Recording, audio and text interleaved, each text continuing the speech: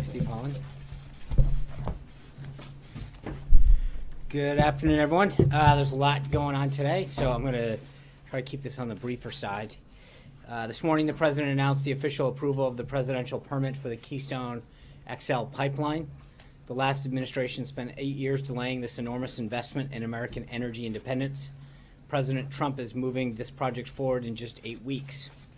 And just as he promised, it's an even better deal for the American people than before he took office. This project will directly generate an estimated 16,100 jobs, according to the State Department, all without spending a dime of taxpayer money. In many ways, this project represented everything that was wrong with the infrastructure permitting of the United States. TransCanada spent an incredible amount of resources attempting to comply with government regulations, only to be denied and delayed for political reasons. But the days of pointless government bureaucracy holding up progress and production have ended. By simply getting excessive duplicative regulations out of the way, we can make infrastructure projects more attractive, a more attractive prospect for private investors, and encourage even more projects like this one. Immediately following the announcement by TransCanada, the President announced that Charter Communications has committed to investing $25 billion here in the United States and hiring an additional 20,000 American workers over the next 4 years. Charter Communications is truly an example of how American leadership can turn a downward into an amazing success. 5 years ago, Charter Communications was a struggling company that had slowly emerged from bankruptcy. Today, thanks to the hard work and great leadership of Chairman and CEO Tom Rutledge, it is the fastest growing television, internet, and voice company in the nation. And most importantly, as Charter grew, American jobs grew, as they brought back many jobs that had previously been shipped overseas. Today, Charter is also committed to completely ending its offshore call centers, basing 100% of them in the United States. Together, the TransCanada and Charter Communications announcements demonstrate the new economic model by what the President calls, quote, the American model. By slashing job-killing regulations and reducing government burdens and lowering taxes, we will make it easier for all businesses to grow right here at home, generating jobs and boosting our economy by getting government out of the way. Following these big announcements, the President had lunch with Secretary of the Treasury Steve Mnuchin. He was joined by Speaker Paul Ryan. I'll update you in a second on that. Later in the afternoon, the President will host a Greek Independence Day celebration. And as I mentioned yesterday, at 4 o'clock, he will meet with about 24 Medal of Honor recipients to honor Medal of Honor Day, which is technically tomorrow. He's honored to be hosting these great men and women of our armed services, the greatest force for peace and justice the world has ever known. And obviously later today, the House will be voting on the American Health Care Act. The current vote is scheduled for 3:30. The President has been working the phones and having in-person meetings since the American Health Care Act was introduced. He's left everything on the field when it comes to this bill. The President and congressional Republicans promised the American people that they would repeal and replace this broken system. Obamacare's Washington-driven one-size-fits-all plan had 7 years to prove its case, and look what it's left us with. Skyrocketing premiums. On average, premiums for Obamacare benchmark plans increased 25% in 2017. Unaffordable deductibles. The two most popular Obamacare health plans have average deductibles equivalent to 10% and 6% of the median American household income. With these high deductibles, many people have technically insurance, but nothing that they can afford to use. Fewer choices. 1 in 5 Americans have only one insurer offering Obamacare through exchanges. And of course, higher taxes. Key conservative groups like the Tea Party Express and American Conservative Movement have added themselves to the long list of organizations expressing their support for the American Health Care Act because they know it's our chance, after the American people have spent years suffering, to finally repeal and replace the nightmare of Obamacare. The President looks forward to seeing the House Republicans join with these influential voices and vote in favor of the American Health Care Act. The President, as I mentioned, had Speaker Ryan come up here and visit with him to update him on the bill. They are continuing to discuss the way forward on this. The Speaker is updating him on these efforts. As I mentioned to many of you, the President has been working throughout the week on this, starting early in the morning and working till late at night, calling with members, visiting members. By our count, over 120 members have personally had a visit, call, or a meeting here at the White House in the past few days, which is an extraordinary feat The president and his team have committed everything they can to making this thing happen, and the speaker is going to continue to update him on the way forward. Finally, a few administrative notes here at the end. Yesterday, senior-level United States and Israeli delegations concluded 4 days of intensive talks with a particular focus on concrete near-term measures to improve the overall climate in order to advance the prospects of a genuine and lasting peace between Israel and Palestine. The United States delegation was led by Jason Greenblatt, Special Representative for International Negotiation, and included representatives of the NSC and the Department of State. A principal focus of the discussion was specific measures that could have a meaningful impact on the economic environment in the West Bank and Gaza, allowing the Palestinians to more fully realize their economic potential. Two delegations also discussed Israeli settlement construction. The fact that both governments dedicated such senior delegations for so many days reflects the close cooperation between these countries and the importance that both assign to this vital task. Last night, the president announced his intention to nominate several key additional people to the administration, including Athea Coetzee to be Deputy Administrator of the Small Business Administration, William Francis Haggerty IV to be Ambassador to Japan, Robert Sumwalt III to be a member of the National Transportation Safety Board, and also this morning, of note, the United States District Court for the Eastern District of Virginia upheld the president's revised executive order protecting the nation from foreign people who seek to do us harm into the United States. We're pleased with this ruling, which found that the plaintiffs had no likelihood of success on the merits of their claims. As the court correctly noted in its opinion, the president's order falls well within his legal authority to protect the nation's security. We're confident that the president's fully lawful and necessary action will ultimately be allowed to move forward through the rest of the court systems. In terms of the schedule for this weekend, the president will spend a working weekend here in Washington, and will update you with further details regarding his schedule. With that, get to your questions. Steve.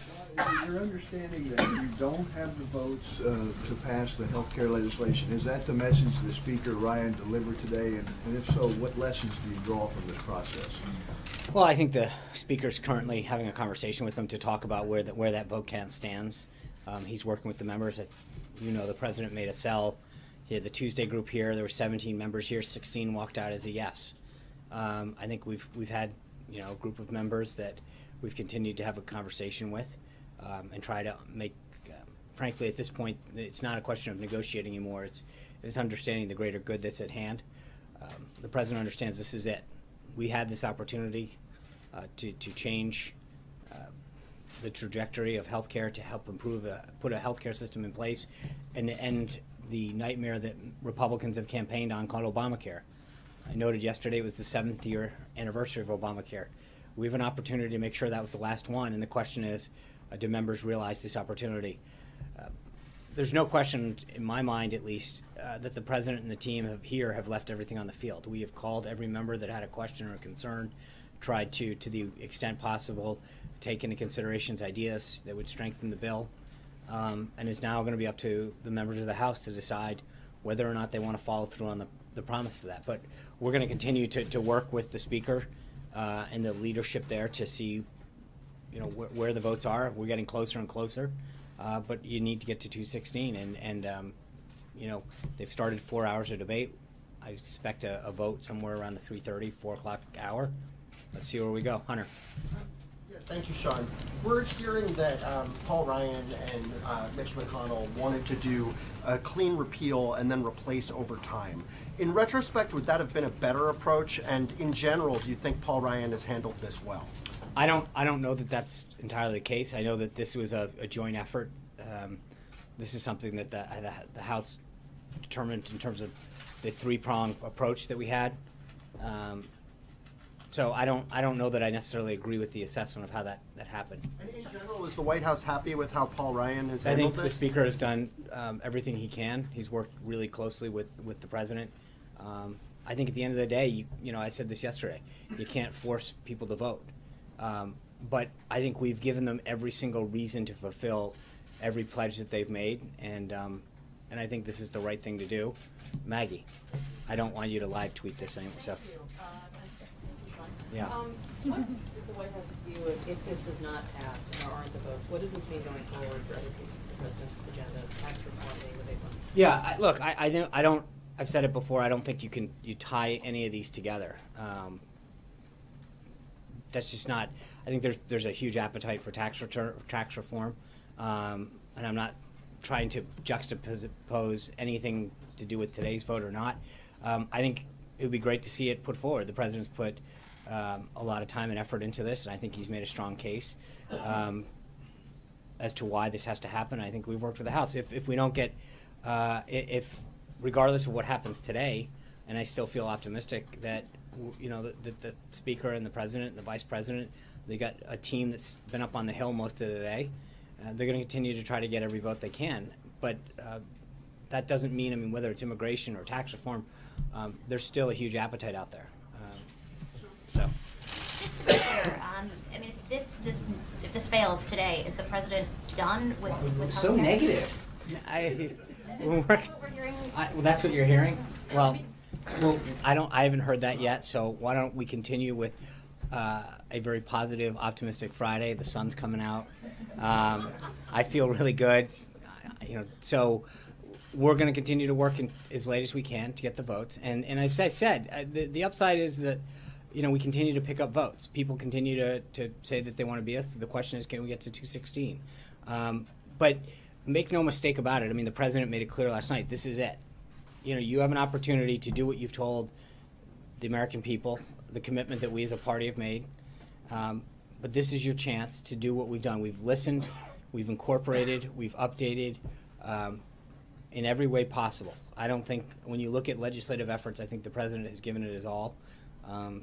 And I think it shocked a lot of people, frankly, how very, very detail-oriented, how personal it was for him, calling members, as early as 6 in the morning, going to 11 o'clock at night the last several nights, sitting down, meeting after meeting with them, coming back and revising it, having his team back and forth.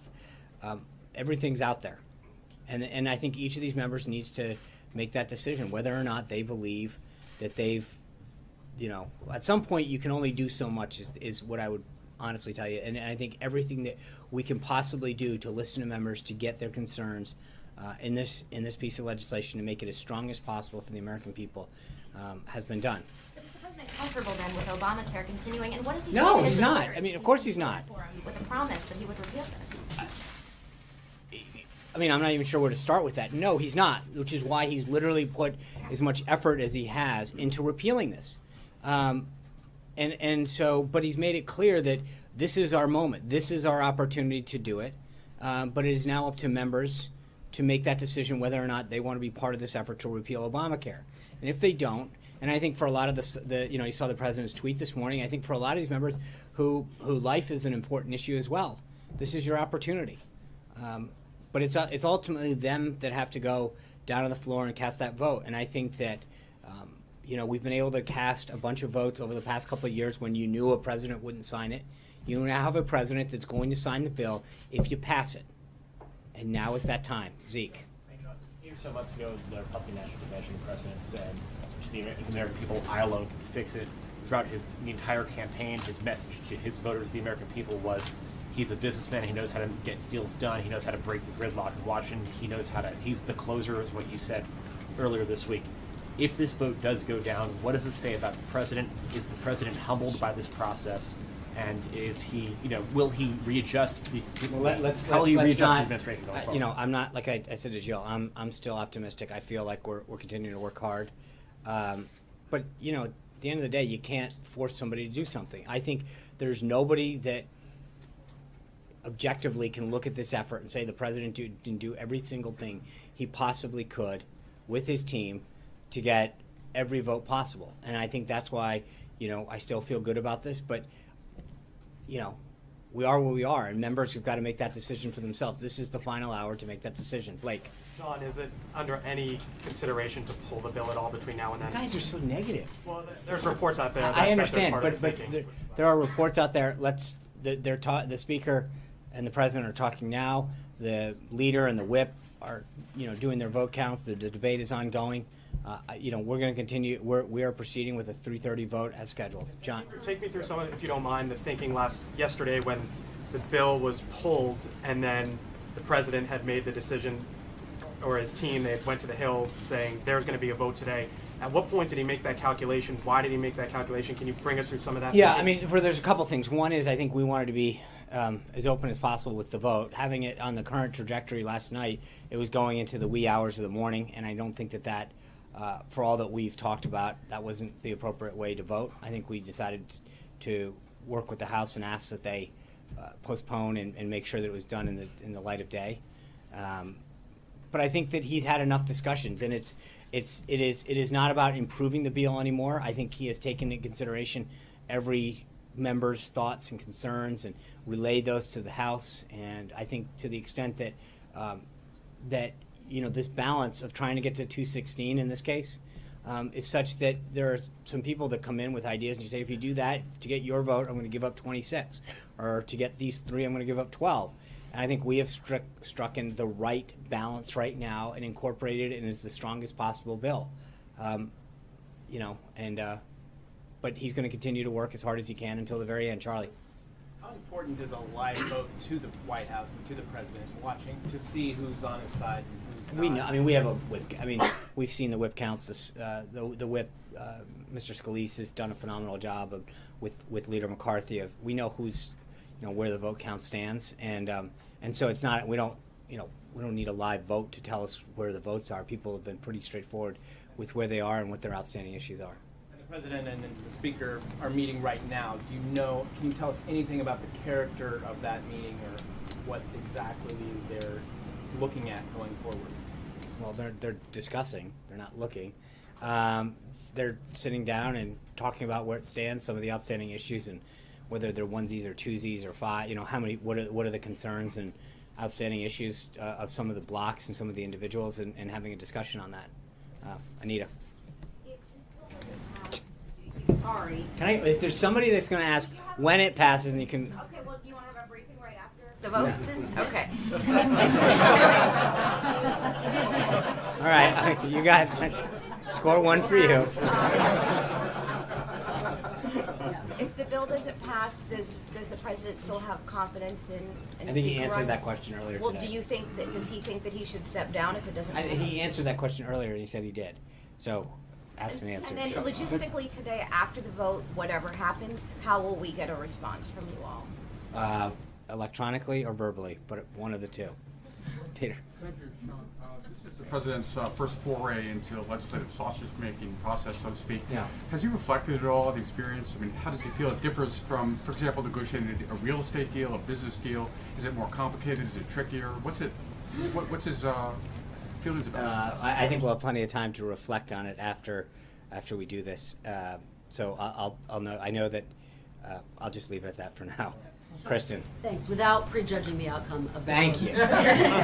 Does the president in any way regret pursuing health care first, given how complicated it has been? No. I think if you think about it legislatively, in order to maximize, and I know this for most people it doesn't make a ton of sense, but the savings that you achieve through the first reconciliation of healthcare, which we're doing through the 2017 budget process, which still continues, allows us to utilize the savings in that process to maximize additional tax reform measures that will start in the FY 2018 reconciliation process. So while that sounds like a ton of inside baseball gobbledygook, the reality is in order to maximize tax reform, both on the corporate side to make our businesses more competitive and to give individuals, especially middle-class Americans, more tax relief, doing this in that way maximizes the amount of savings that you can use for the second reconciliation package, which would be tax reform. Doing it the first way you can do, but again, you're not going to achieve the full potential that you could if you did it the way that is happening now. But that being said, I mean, it's not a question of, we all knew how big this was. It's 1/5 of the economy and what it took. The issue is that I think, the disparate interests that are there and some of the process explaining, if you will, that understanding the way that this is happening, and I think legislatively it's complicated. And for a lot of folks, that just understand, why can't you do it all in one foul swoop? What's the Byrd rule? What's reconciliation? Why do you have to do it in 3 phases? I think for a lot of people that is a little bit complicated to understand and it's not just a question of understanding. I think one of the other things that the president and the team have found is that there's a lot of issues where people are wondering, well, if I vote for this, how can I guarantee that I get something in phase 2, which is the administrative pieces that Secretary Price would institute. And then third is, well, these legislative things that will take 60 votes that complete the overall package. How do I have trust? And so there's a lot of the comprehensive nature of this makes it very complicated. And I think that's a lot different. Normally you have one bill that sails through and it deals with all of these things and you can roll it all in. If someone has an amendment, you add it in. In this process, we're having to have all these one-off discussions about, will the Senate accept this if you put it in? If you put it in, not only will they accept it, but will the Byrd rule take place and kick out the whole thing? That complicates this probably like nothing else. Understood. Just to put a fine point on it, though, was it his initial ask to do healthcare first, or did House Speaker Paul Ryan say, I think this was something that during the transition we sat down and gamed out in coordination with the House in terms of what should go first and why. But again, it's not a question of just what should go first. It's a question of, if you don't do it first, do you lose some of the potential and savings that you would achieve through the second reconciliation? Would it have been wiser to try to work with the Freedom Caucus, for example, on something like infrastructure reform to build up some goodwill? I think, look, Kristen, we've talked about this since 2010. Every Republican, with the exception of probably a handful, has campaigned from dog catcher on up that they would do everything they could to repeal and replace Obamacare. And I think to get in and say, hey, you should have done something else, wouldn't be fair to the American people who have said, okay, I'll vote for you, but I want you to fulfill this pledge. And just finally, does the buck stop with him on this? Well, I mean, like I said earlier, you can't force someone to vote a certain way. I think in the sense that, has he done every single thing? Has he pulled out every stop? Has he called every member? Has he tweaked every tweak? Has he done every single thing he can possibly and used every minute of every day that's possible to get this thing through? Then the answer is yes. Has the team put everything out there? Have we left everything on the field? Absolutely. But at the end of the day, this isn't a dictatorship, and we've got to expect members to ultimately vote to, how they will according to what they think. But I think as the president made clear, they're the ones who have to go back and answer to their constituents why they didn't fulfill a pledge that they made. Non-healthcare question for you. Regarding these documents that Devin Nunes says show incidental intelligence collection of identifying information about people associated with Trump campaigns, can you categorically rule out that Chairman Nunes received or was alerted to these documents from someone at the White House? I'm not aware of where he got the documents from. I don't know. Can you rule out that they I came from the White House? I can't. I don't know where he got them from. He didn't state it, so I don't have anything for you on that, and so I cannot say anything more than I don't know at this point, Cecilia. So if the president has done everything he can possibly do, and the speaker has done everything he can possibly do, the team has put everything on the table, who's to blame right now for this holdup in your Well, mind? again, let's wait and see how this thing. I'm not assigning blame. Well, but you wanted to vote even last night or this morning, so there is a stall. So from last No, night no, to no. this We morning. did want to vote last night, and I think as I mentioned, as we got into the evening hours, the idea wasn't to bury this at 12 o'clock or 1 o'clock in the morning. Well, initially, you were asking for one yesterday, and there was a statement from your No, press no, office that asked for one this morning. and I'm not backing away from that. We wanted a vote yesterday, but as we got the process went on, we realized that vote would occur probably actually into today, in terms of like calendar wise, and that doing it at 1, 2, 3 in the morning was not something that would be in keeping with what we had promised. So who's to blame for the stall? I right don't- now? Is the there's no Freedom st- Caucus? Is it- I think it's not a blame. Right now, it's a question of getting all these members together and dealing with all. I mean, you've seen the activity. You've seen the members go back and forth. It's right now we're still in that active discussion phase with trying to figure out who we can get on board and whether or not we can move forward. But we're not there yet. But you put this ultimatum out there. Is the president right now still confident that he can see this bill through? That The you president is will confident repeal that and we have replace done Obamacare? every single thing possible, made the case, updated it, added, and done everything to listen to the concerns and to do everything that fulfills the promises that we and members have made with the American people. John. Thank you, Sean. Without prejudging the outcome of the vote today, but focusing on your comments and the president's saying this would be a vote against life if people voted against it. Several Republican members said they did not want the vote on Planned Parenthood in this particular bill. Congressman John Faso of New York was particularly outspoken.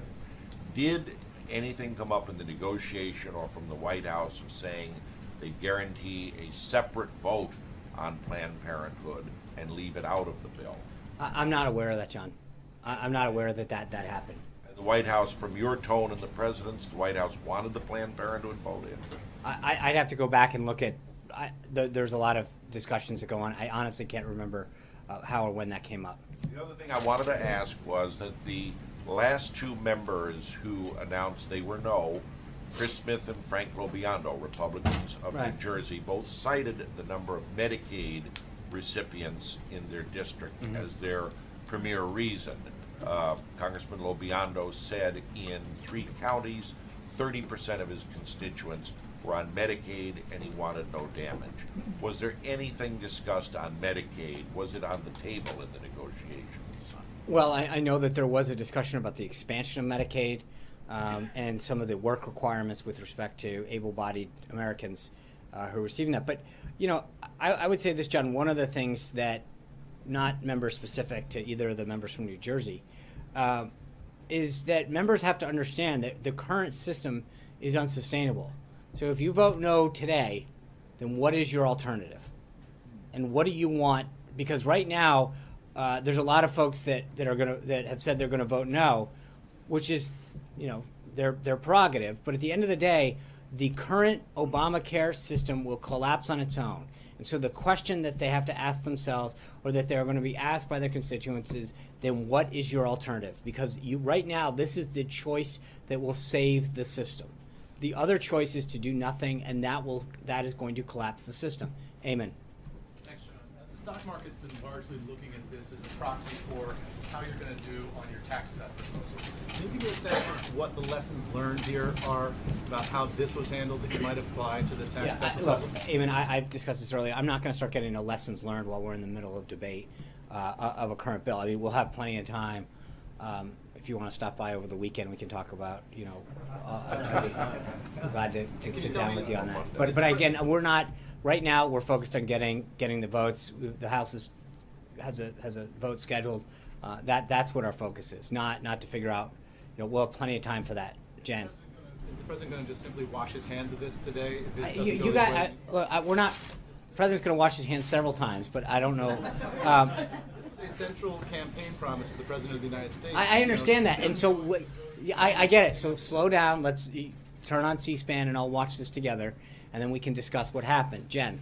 Treasury Secretary Mnuchin was talking this morning about doing tax reform by the August recess. Mm-hmm. Do you think that that's a reasonable timeline, and why the rush? Are there any lessons learned from this healthcare debate that would say? Again, I think tax reform is something that we've talked about. There's plenty of time. I think it's a goal, and I think it's an ambitious one, and I think it's one that we're going to try to stick to.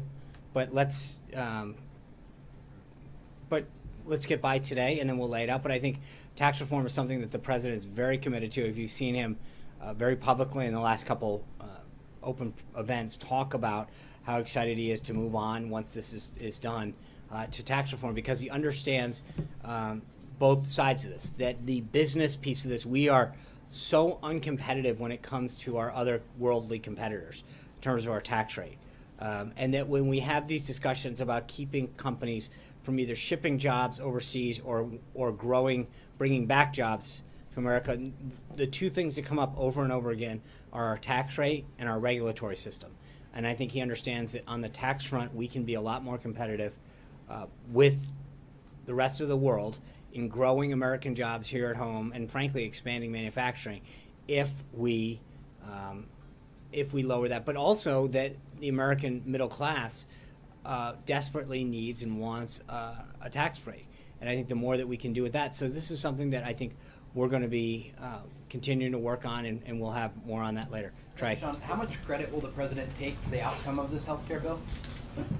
I'm going to refer you to like the last 8 people. Let's see where we go from here. Quick follow-up. Yeah. Is the White House still as confident as they were earlier in the week, and is the president still as confident as he was earlier in the week that this health care bill will pass? I would suggest to you, it's my answer that I said to Kristen is that we are confident that we have done everything. And it is now up to voters. I mean, the reason the president called for a vote, and respectfully, obviously it's not up to us, but the reason that he asked Speaker Ryan and Leader McCarthy to call for a vote is we've done everything. We've done every single thing that every meeting, every call, every discussion, every idea has been out there, adjudicated, listened to, and I think that now's the time for the vote. And so we're a couple hours away, and let's see where we go. Does the level of confidence remain? I think in the sense of what we did, yes, Peter. I want to ask you, the president can order every surveillance transcript that mentions himself or his associates in regards to Russia for the investigation that he called for to be brought to his desk at any time. Has he done that? No. So yesterday you had asked specifically, you said that the concern should be less about the process and more about the substance. I asked because that would be one way to get directly to the substance. On the substance, Devin Nunes said initially that he, quote, there was evidence that, quote, clearly showed that the president-elect and his team were at least monitored. Then today he said, asked if Trump or his associates were monitored or mentioned, he said, we don't know, we won't know until we actually receive all the documentation. The president said he's somewhat vindicated. So given the fact that Devin Nunes doesn't actually know if the president was monitored or whether he was even mentioned, what is he vindicated by?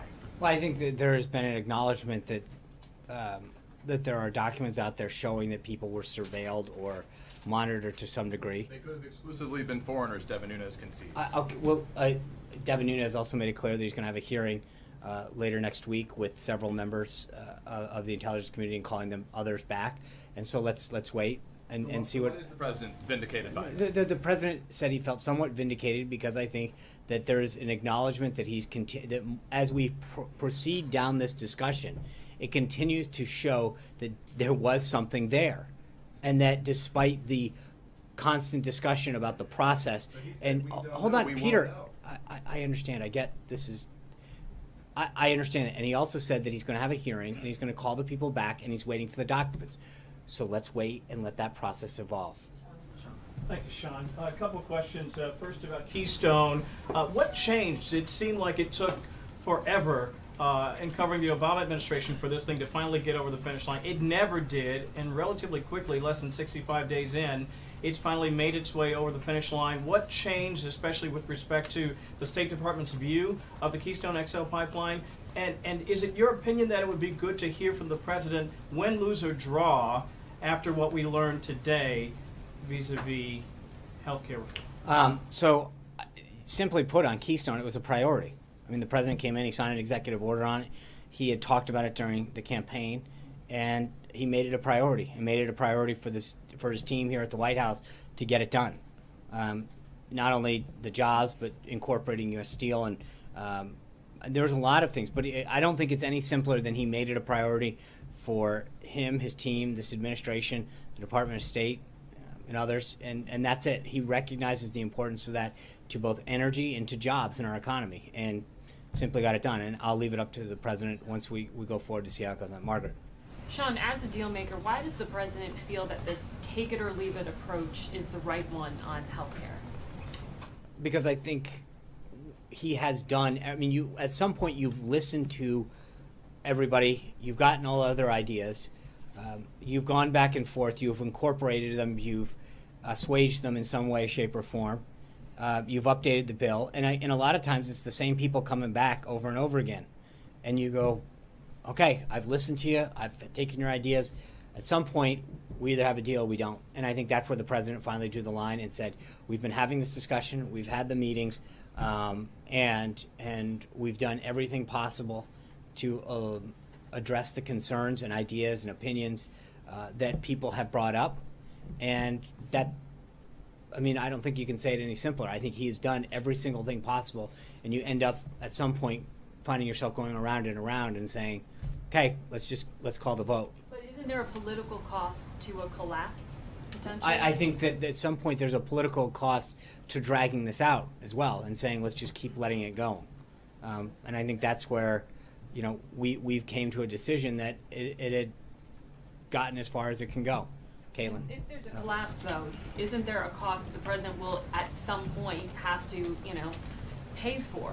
If it's either In terms cleaning of up what? economic, the collapse that you have been predicting. No, I think for that, look, Obamacare. members, look, this is, Besides, you know, the upcoming election in 2018, I'm talking about economic impact, all the impact on the states. I like, get there it, will and be I a think, cost. and I think that what we'll have to look at the landscape, and at some point, you know, I think right now Democrats made a decision during this debate that they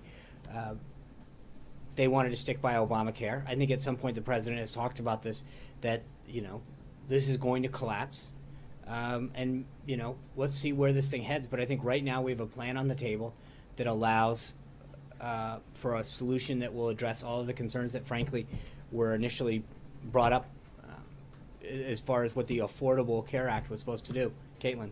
So if you know what the vote counts are right now, and there's no discussion of pulling the healthcare bill, and it gets closer to 3:30 and you still don't have the votes, why vote? I'm not going to discuss our strategy. I mean, You see what I'm saying? I You know, do. If you know what the votes are and you know that you don't have the votes for it to pass, why vote? I understand your question. I'm just not going to comment on our strategy. I think the president and the speaker are going to have a discussion about where those votes are and what some of the members' needs are, and we'll take it from there. Athena. You talked about all the work that the president and his team have put into this, the early morning calls, late calls. The other day, one of the members of Congress who was here to meet with the president, Congressman McHenry, called to say we're bringing him to the closer. You embraced that nickname from the podium. Whatever happens today, do you still feel comfortable calling the president the closer when it comes to deal making on all this? Look, I think I said it to Kristen and a couple others. I think he has done everything possible. There's no one, either on Capitol Hill or any honest observer of what's happened, that doesn't recognize the extraordinary feats. But at some point, as I've mentioned, this isn't a one-on-one negotiation. This is, you know, you have to get to 216, and I think part of this question is to go to some of those no's and ask them, you know, what is the reason and what would you do? And the problem is that, as I mentioned before, there's this balancing act where to get these two members, you're giving up 14, but we're doing everything possible to get to that 216, and that. I think when you actually objectively look at the effort that was undertaken, there's no question that every single thing that has been done to maximize the vote count on this. And to be very, very clear, this has been addressed a few times, but I want to get a clear answer. You've talked a lot about how this is the chance, this is the opportunity for Republicans to make good on campaign promises.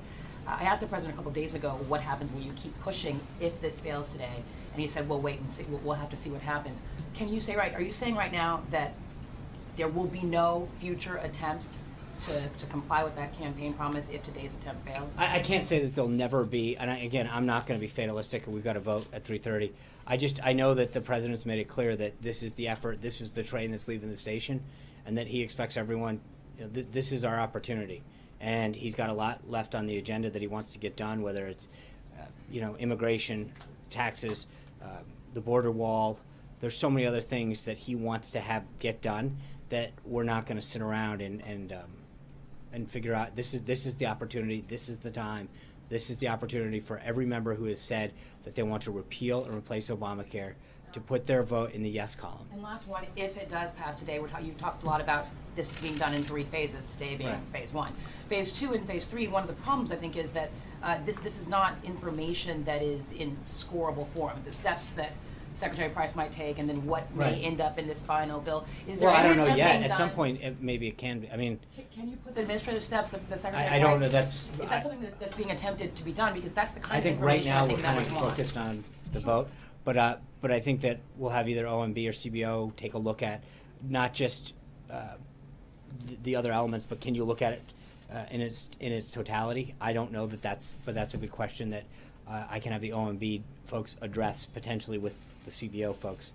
Thank you guys. I'm sure we'll have some additional updates for today. Thank you.